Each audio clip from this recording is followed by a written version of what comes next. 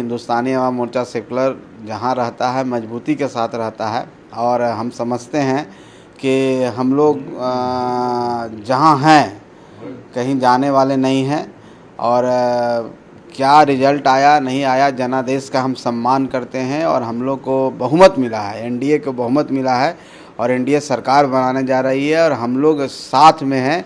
हम लोग का कोई ऐसा कंडीशन नहीं है, किसी चीज़ के लिए नहीं है और ना हम लोग कहीं जाने वाला। हम क्यों, हम समझते हैं एनडीए घटक के जितने भी दल हैं जिनका अलायंस प्री पोल अलायंस था और सब ने साथ मिलकर लड़ा था, सब इंटैक्ट है और सब मिल करके सरकार बना रहे हैं।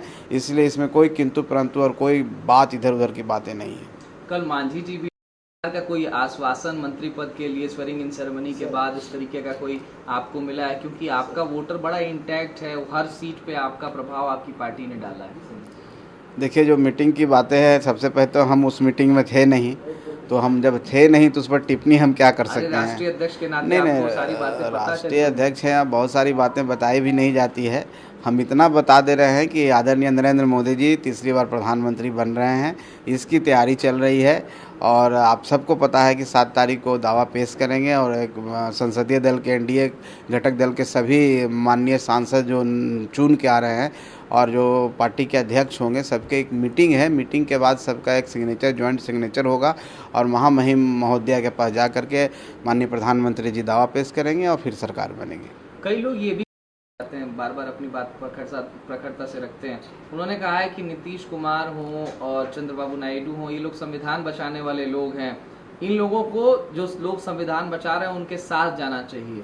तो कहीं ना कहीं आपके भी अच्छे संबंध हैं, तो अगर नीतीश कुमार या फिर चंद्रबाबू नायडू उस तरफ जाते हैं तो आप लोगों की क्या कंडीशन होगी उस समय? संविधान की किताब लिख के दिखाने से कोई संविधान बचाने वाला हो जाता है क्या? संविधान का मतलब लोगों को पता नहीं है। सब लोग एक एजेंडा छेड़ दिया है, संविधान खतरे में, खतरे में। पहले तो ईवीएम को लोग कोसा करते थे और आज कोई ईवीएम पर बोल ही नहीं रहा है। पहले सारा तैयारी हो चुका था कि ईवीएम पर बोलना है हम लोग को, लेकिन अब जिस तरह से मैंडेट दिया तो सब ईवीएम पर चुप हैं। उसी तरह संविधान की बात कर रहे हैं। संविधान अगर हम खतरे में होता तो 370 हटता। दो विधान, दो झंडा, दो संविधान इसी देश में कांग्रेस ने दिया है, उसको हम लोग ने बचाया, एक कर दिया। तो संविधान किसके कारण खतरे में था?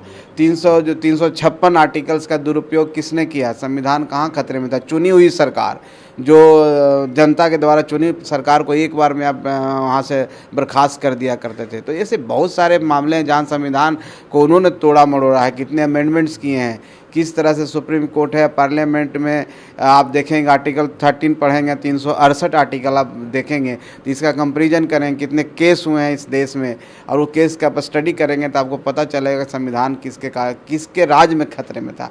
हम लोग संविधान को बचाए हुए हैं, बाबा साहब अम्बेडकर को मानने वाले हैं और ये प्रधानमंत्री नरेंद्र मोदी ऐसे हैं कि बाबा साहब अम्बेडकर का जो 5 तीर्थ के नाम से घोषणा किया, पंच तीर्थ जिसको हम कहते हैं, जहां बाबा साहब अम्बेडकर का जन्म हुआ, जहां उन्होंने पढ़ा, उसको डेवलप करने का काम आदरणीय नरेंद्र मोदी जी ने किया है। तो उन लोग सिर्फ बातें करते हैं और संविधान का किताब ले लिए हैं और क्या उसमें लिखा हुआ है, क्या प्रस्तावना है, कौन सा उसका मूल मंत्र है, उनको जानकारी नहीं। सिर्फ हल्ला करना है, तो हल्ला करने से कुछ होना जाना नहीं है। वो ख्याली पुलाव पर पका रहे हैं कि कोई आ जाएगा, कोई आ जाएगा, कोई आने जाने वाला नहीं है।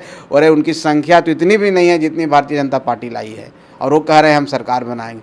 तो सपने देखने का अधिकार सबको है, सपना देखने दीजिए, जब नींद टूटेगा तो पता चलेगा वो सपना था। अच्छा, हाथी की भूमिका में दिखाई देता था, तो क्या आप उस भूमिका में थोड़ी नरमी आई है? क्योंकि हम लोग जब फोटो देख रहे थे तो नीतीश कुमार बगल में बैठे थे, चंद्रबाबू नायडू बगल में बैठे थे, पहले इस तरीके की तस्वीरें अमूमन सामने नहीं आती थी। नहीं, तो क्या अब आप लोग काफी सहज हैं इस मैंडेट के बाद कि हमारी बात सुनी जाएगी या फिर हमको पोर्टफोलियो अच्छा मिलेगा, हमारे क्षेत्र की बात सुनी जाएगी, हम लोग अपनी बात मनवा लेंगे? देखिए, ऐसी कोई बात नहीं है। लोकतंत्र में जनता मालिक होती है और जनता ने जो मैंडेट दिया उस जनादेश का सबको सम्मान करना चाहिए। पक्ष हो, विपक्ष हो, मीडिया हो, कोई भी हो, देश के जो भी है, जनता के आदेश को मानना होगा। और जो जनता ने जनादेश दिया, जितनी संख्या दी, जिसको नंबर आप लोग कहते हैं, उस नंबर का हम सम्मान करते हैं और उसी नंबर से सारा चीज़ होता है। और ऐसा कुछ नहीं है। माननीय हमारे जो प्रधानमंत्री आदरणीय नरेंद्र मोदी जी सबका सम्मान करते हैं। पहले भी आप देखे होंगे कि हमारे नेता आदरणीय जीतन राम मांझी जी से किस गर्मजोशी से वो मिलते हैं और आज भी मिल रहे हैं। तो ऐसी कोई बात नहीं है, ये सब बेतुकी बातें हैं।